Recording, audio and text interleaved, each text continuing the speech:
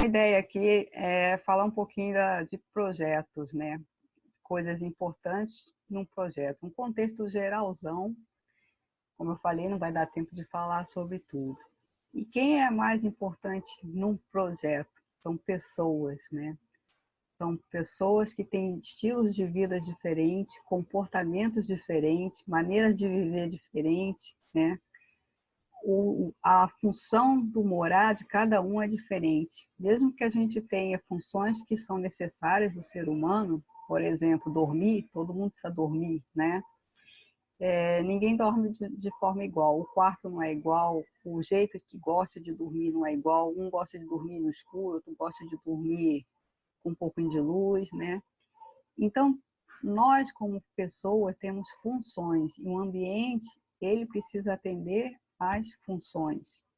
As funções de estudar, as funções de brincar, as funções de comer, de dormir, de tomar banho, de se organizar, tudo isso são funções. E a arquitetura é feita para o homem precisa estar dentro dessa arquitetura inserida de tal forma que ela seja confortável e traga bem-estar, né? E quando a gente faz esse apanhado das pessoas, a gente às vezes esquece de fazer que tem também bichinhos em casa, né? Animais. Do mesmo jeito que nós temos necessidades e funções específicas, os bichinhos também têm. Por exemplo, um cachorro, ele precisa de um chão que não seja muito liso, precisa um pouco antiderrapante, precisa um espaço que seja fácil de limpar, né? De lavar. Então, são pequenos detalhes, particularidades que, no decorrer do tempo, a gente percebe que faltou alguma coisa, que precisava de um ajuste, e isso tem que estar mapeado no projeto, na hora que a gente faz o briefing, né? E do mesmo jeito, quando a gente levanta dados de pessoas, quem vai utilizar o espaço, e levanta dados do espaço, né? O espaço em si.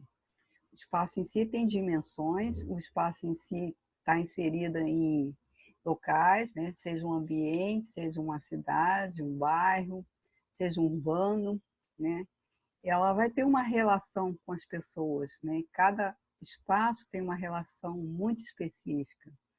E da mesma forma, o local ele está inserido em legislações. A gente não pode esquecer que a gente tem que atender normas, leis, né? E não adianta, às vezes, a gente querer fazer um projeto, sabe, com ideias super bacanas, mas ela não consegue ser inserida dentro da legislação.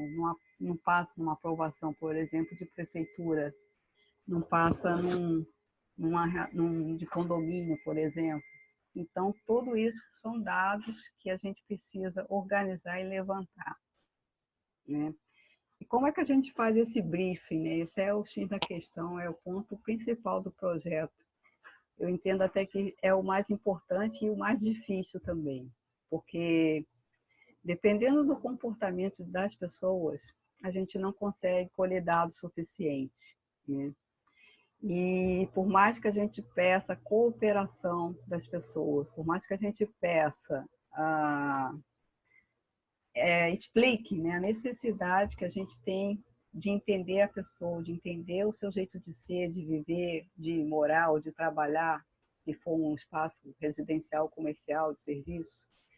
A gente tem que entender essa logística de como funciona, a gente tem que entender o perfil de comportamento de cada um. E se a pessoa não tem a sua participação colaborativa, o projeto fica um pouco capenga também, né? Então, a gente se depara aí com várias dificuldades, tanto da pessoa de fornecer, né, dados, e como a gente de interpretar os dados. Por quê? Porque nem sempre que a pessoa está falando é só o que ela é aquilo que ela está dizendo e pronto. A gente tem que entender um pouco as entrelinhas das pessoas, entender um pouco, observar o seu jeito de ser, o seu jeito de andar, de falar, de vestir, de articular com as mãos ou não, né? Tem pessoas que têm um jeito de falar e vai tocando uma na outra, né? Ela gosta desse toque. Tem outras que não, já se afasta, se recua, não gosta. Tem meio que assim, cria um espaço, né, que não gosta que as pessoas se aproximem. Então, isso são jeitos de ser de cada um. Não é errado, não é certo, não tem certo nem errado, é só o jeito de ser de cada um. E a gente precisa respeitar muito isso e a gente precisa criar uma relação de conexão com essa pessoa, né? A pessoa que está nos contratando para prestar um serviço, a gente tem que fazer alguma coisa de uma certa forma que gere confiança para a pessoa, para que ela se sinta confortável. É igual uma pessoa que vai no médico, né? Quando a gente não vai na cara, com a cara do médico de primeira, a gente não vai nunca mais. Eu, pelo menos, eu sou assim, né? Se eu vi que aquele médico não está legal, eu já nem procuro ele. Então, a gente precisa criar essa relação, né, de confiança, de rapport, que a gente chama, né? Não sei se vocês já ouviram essa palavra, rapport é uma relação emocional.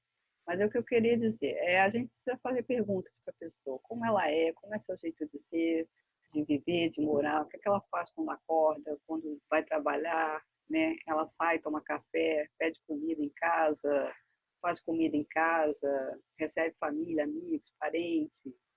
Quando chega em casa, lê um livro, lê, tudo que a gente puder relatar, né? Anotar e tentar entender a dinâmica, né, do viver e do morar, é bom para a gente conseguir dados, né? Além da observação que eu falei, né, do jeito da pessoa andar, falar, se, se conectar, se relacionar também. Né? É bom quando a gente faz isso, a gente tenta mapear toda a família, né? Porque às vezes um só comanda, mas às vezes o outro que paga a conta, então gera um conflito, né? Por exemplo, às vezes é um casal, o homem paga a conta e a mulher que resolve tudo, mas na hora que ela precisa resolver alguma coisa que vai para ele pagar, ele já não concorda, ele não entende o porquê que está tendo que pagar, né? Então a gente faz essa organização, né? A gente relaciona as etapas, a gente colhe dados das pessoas, do local, né? A gente tenta sistematizar isso com texto, com tabelas, com desenho, com do jeito que for, né? Isso tem que estar muito bem organizado para volta e meia a gente consultar aquele levantamento todo que a gente passou, não pode ficar esquecido. Porque é muito natural quando a gente começa a projetar, desenhar, de se empolgar, de querer desenhar, né? De trazer solução. Ah, eu acho que aquela situação vai ficar legal aqui, assim, e começa a se empolgar, né? Na hora de fazer um desenho, de organizar, e esquece às vezes um detalhe importante que a gente coletou lá de informação. É muito natural isso. Então a gente volta e meia precisa lembrar e olhar, né? O que é que tem de dados para a gente não esquecer. Porque quando a gente for apresentar o projeto, justificar, a gente tem que mapear exatamente aquele ponto que a pessoa sentiu necessidade, mapear exatamente, né, aquela questão que estava incomodando, aquela coisa que ele queria melhorar, né, aquela coisa que precisava ser solucionada. A gente tem que ter recurso em embasar essa questão exatamente que ela precisava ser. Não é só o projeto ser bonito, né? Não é só o projeto ter uma coisa que está em moda. E às vezes aquela moda não tem nada a ver com a pessoa. Aquela cor do momento, aquela cor do ano, não tem conexão nenhuma com a pessoa. E se a gente não mapeia isso e não organiza esses dados, a gente às vezes erra por causa de um detalhe pequenininho. E esse detalhe pequenininho às vezes vai fazer muita diferença na hora da satisfação dele, né? Tipo assim, ele não entendeu o que eu queria. E aí a gente acaba se queimando porque o que ele não entendeu, ele não serve para mim. Eu posso contratar outra pessoa da próxima vez, certo? Então, na hora da gente fazer as etapas, a gente vai organizar, né? É, os procedimentos mesmo, né? Das etapas de entrega, de desenho, de estrutura, de tabelas, de planejamento, o que vai precisar para execução, o que não vai, fazer orçamento, né? Tudo isso, né, dentro de um curso que a gente pode mapear antes de começar a obra de fato. E quando a gente faz isso em projeto, a gente tem como ajustar alguns itens que pequena diferença, sem atrapalhar no resultado, a gente consegue reduzir custos, né? E aí ele vai ficar mais satisfeito, e aí no final mesmo, quando consegue fazer esses ajustes, aí sim começa a obra. Infelizmente, as pessoas são tanto ansiosas, estressadas, né? Ela já contrata o pedreiro antes até de ter projeto, já comprou lá o revestimento na loja, que às vezes nem sabia se era aquele que era o mais adequado para ela, e isso atrapalha muito, né? Atrapalha totalmente o processo, atrapalha totalmente um bom resultado, né? A pessoa já começa errado e acha que a gente vai fazer milagres para consertar. Não consegue. Não consegue de jeito nenhum, né?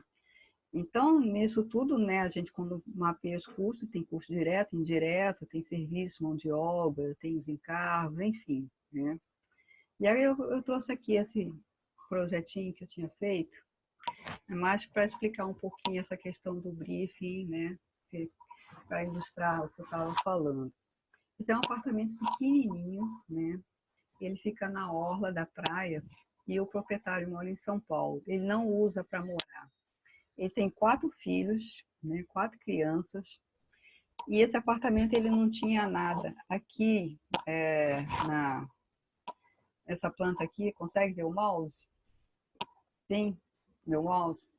Então não tinha essas divisórias. Eu tinha aqui um banheiro só, essa cozinha, que ela era fechada aqui, e essa salona grande, né? Eu não tinha essa divisória. E qual era a questão dele? Ele tinha 4 filhos, ele tem 4 filhos, e ele queria esse espaço mais como se fosse uma cara mesmo de apartamento, apesar de usar só nas férias, né? Era um período pequeno que ele ia passar, mas é como se ele estivesse morando. Então, às vezes, final de semana, mas o problema era as férias, né? Que ele ficava mesmo, tipo, janeiro, dezembro. Então, o que ele queria? Ele queria os quartos separados, né? Divisória para os quartos. Ele queria um espaço de sala de jantar, estar. Enfim, ele queria um apartamento minimamente funcional.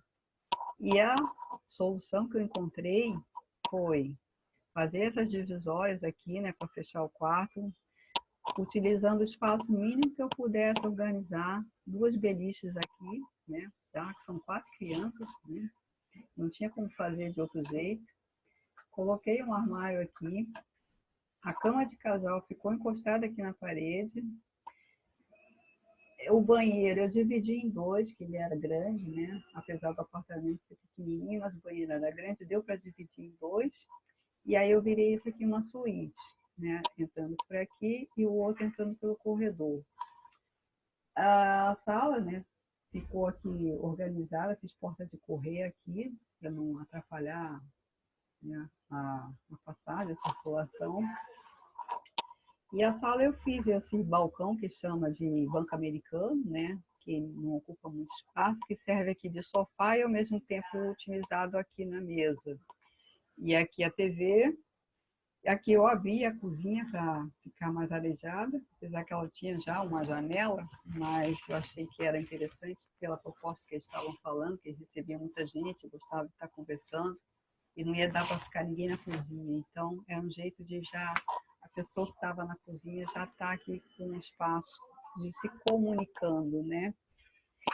Outra coisa que eles pediram aqui é um chuveiro na área de serviço para lavar o pé quando viesse da praia, porque já que era casa de praia, né?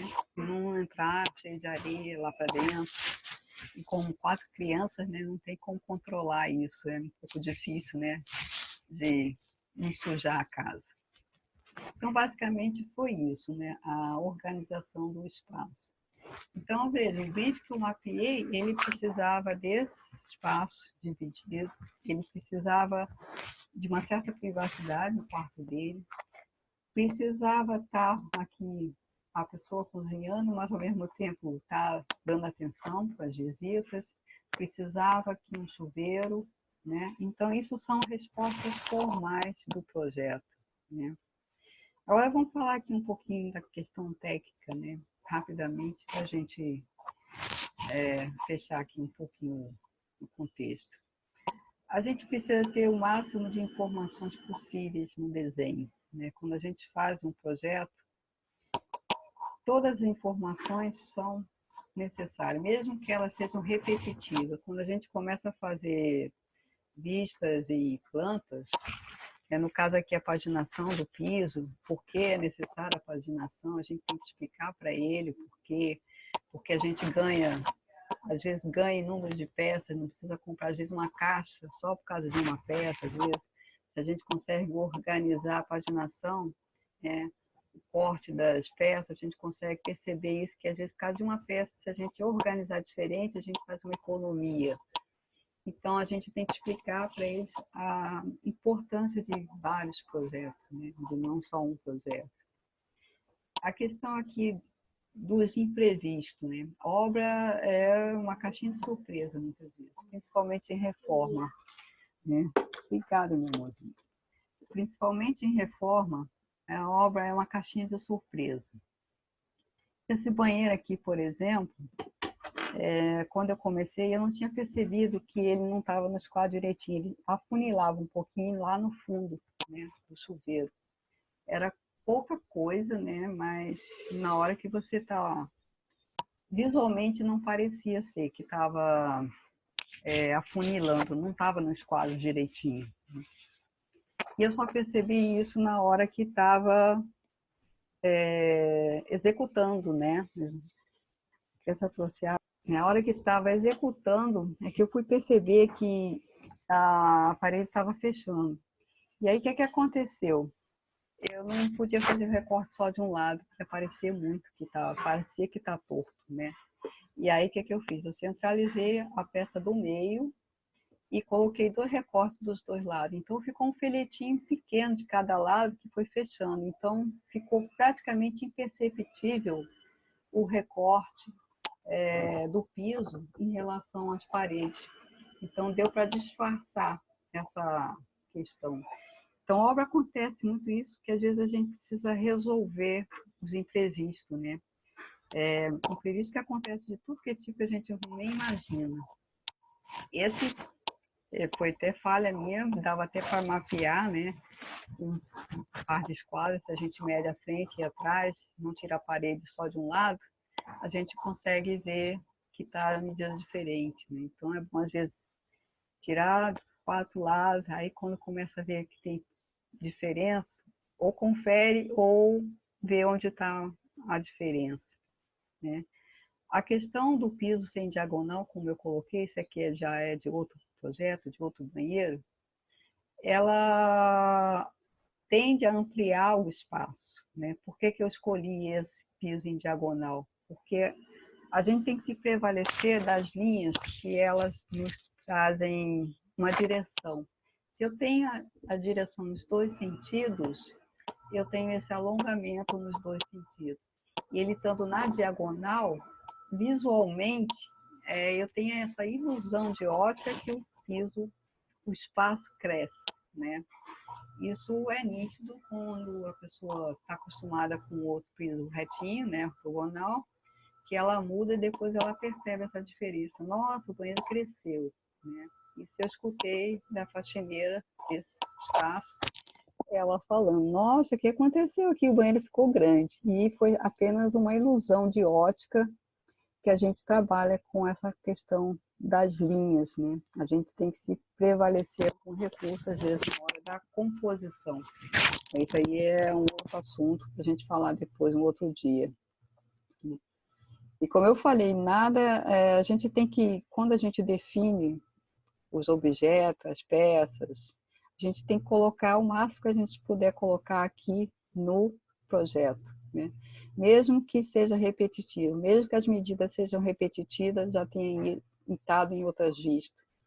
Porque quem executa nem sempre lê o memorial, né? Essa é uma verdade. E dependendo de quem vai executar, que às vezes é só um pedreiro mesmo, não é uma equipe, né?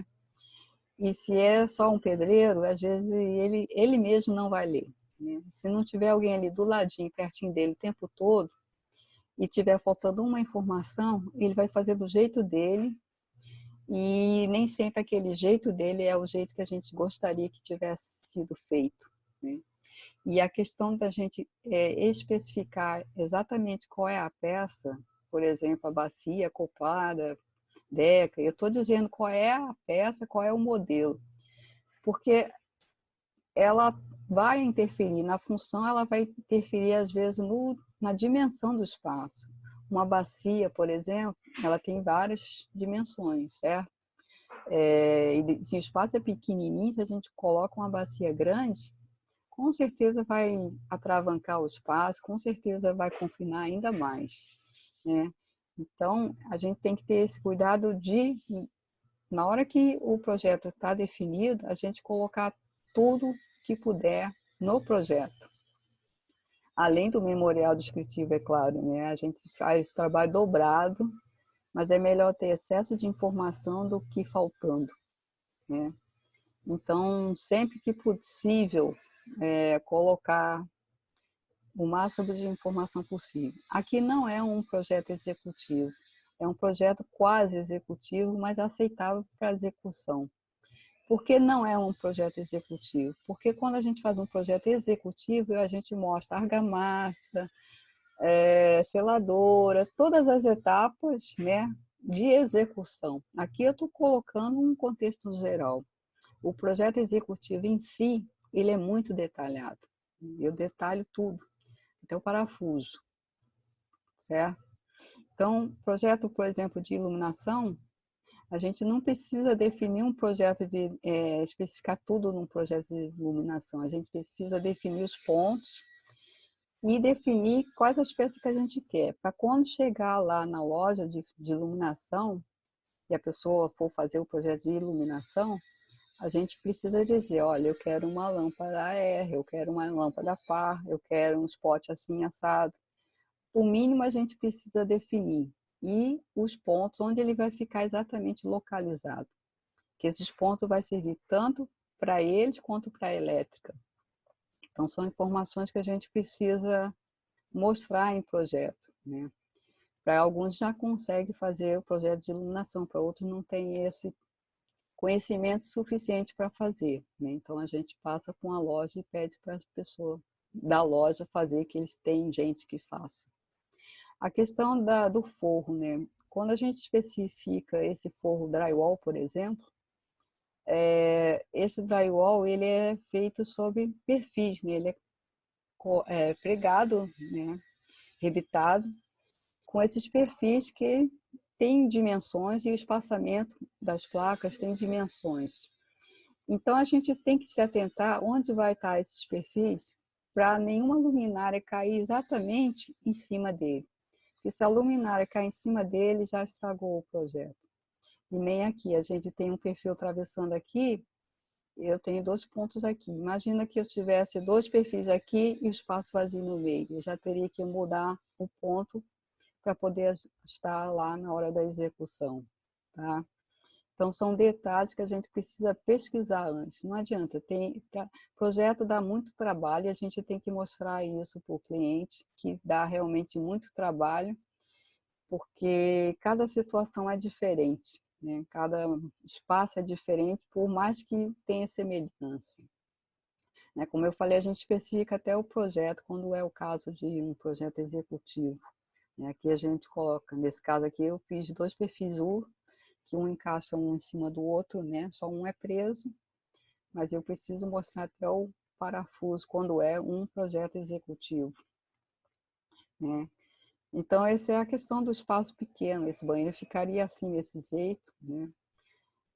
Eu ainda faço alguns desenhos à mão, na verdade, ainda faço muitos. Às vezes eu uso o 3D, né? Mas mesmo assim, dependendo do contexto, para mim é mais rápido fazer à mão do que às vezes estar trabalhando numa plataforma. O que eu preciso é passar informações para o cliente, né? Justificar como é que vai ser o meu box, como é que vai ser o espaço aqui do sanitário, eu vou ter aqui um módulozinho em cima, eu vou ter uma bancada aberta, um carrinho de suporte. Eu preciso fazer com que ele perceba o espaço, com que ele entenda o espaço. É claro que isso vai de cliente para cliente, alguns vai querer ver exatamente como vai ficar, né, foto ultra realista, mas é a questão de conversar, do cliente perceber se é necessário ou não, né. Tem uns que concordam e ok, está tudo bem, né. A questão da função, né, quem acompanha o André Menin lá do Refresh, ele fala muito isso, da triangulação, né, a gente sempre tem funções principais e funções secundárias, e principalmente uma cozinha, ela precisa ser muito prática, né.